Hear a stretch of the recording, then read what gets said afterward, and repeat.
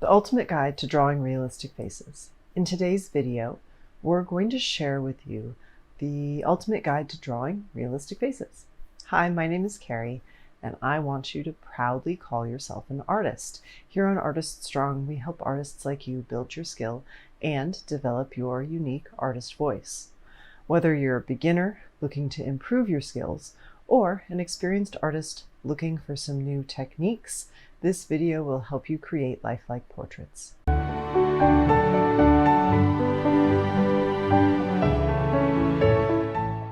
First, let's start with the basics.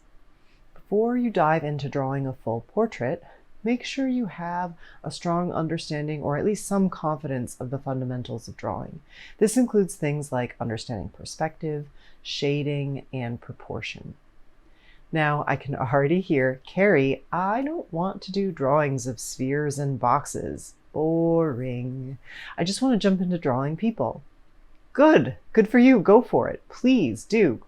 Also understand you'll be learning the fundamentals every time you work on a portrait, and it will take time and patience to get those pieces working together and see the results you want to see. You will still need to study and understand perspective, shading, and proportion to create a successful portrait. Research how these techniques apply to portraiture and dig in. Use reference materials. It's always a good idea to use reference materials such as photos or real-life objects when drawing. This will help you get the proportions and details right and make your portraits more realistic.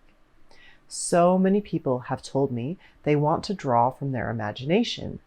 You can absolutely work towards this goal, but if you seek to draw realistic faces from your imagination, you must first draw realistic faces from references. The only student I've ever known to draw realistically from her imagination did so with horses because she spent so much time with them and studying them. And she didn't exclusively work from imagination. Once she could, she still often referred to image references and the animals in real life. Study the anatomy of the face. In order to draw realistic faces, it's important to understand the underlying anatomy of the face. This includes things like the placement of the eyes, nose, and mouth, as well as the muscles and bones that make up the face. Beginners don't realize our eyes are in the dead center of our head. If you measure from the top of our head to the middle, and from the bottom of our chin to the middle, you'll find our eyes right there. Also understanding how the features are placed in relation to one another and being able to observe those nuances will help you capture likeness of the people you attempt to draw or paint. Pay attention to the light and shadow. Light and shadow play a crucial role in creating a sense of realism in a portrait. Pay close attention to how the light is hitting the face and use shading techniques to create the illusion of depth and dimension. Too many people are reliant on their use of line, and this flattens the face. Focusing more on your use of value and using your pencil as a tool to fill in areas of light or dark will transform a face that looks somewhat realistic into something more substantial. Today's video is brought to you by the Artist Strong Studio, our Patreon community who believes in and wishes to support this space. Currently, we meet twice a month on Zoom to help each other show up in the studio and make more art. There is also a private community space away from social media, our Facebook away from Facebook, and a quarterly Q&A, all for the cost of one coffee a month. To learn more, visit patreon.com/artiststrong. Experiment with different media. You don't have to stick to only pencils and paper when drawing portraits. Try out different media, such as charcoal, pastels, or even digital tools to see what works best for you and your style. Practice, practice, practice. The best way to improve your portrait drawing skills is to practice regularly. Set aside a specific time each day to draw and challenge yourself to try new things and push your abilities. I encourage you to look for only 15 minutes a day. It's amazing how much you will achieve and grow in just 15 minutes of practice.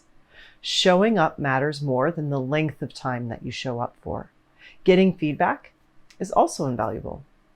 Find a mentor or peer you can trust to help you catch your errors and start spotting your natural strengths when it comes to drawing. You'll develop your skill more quickly with the right kind of feedback. Additionally, understand that making mistakes and not quite capturing likeness doesn't mean you're bad at art.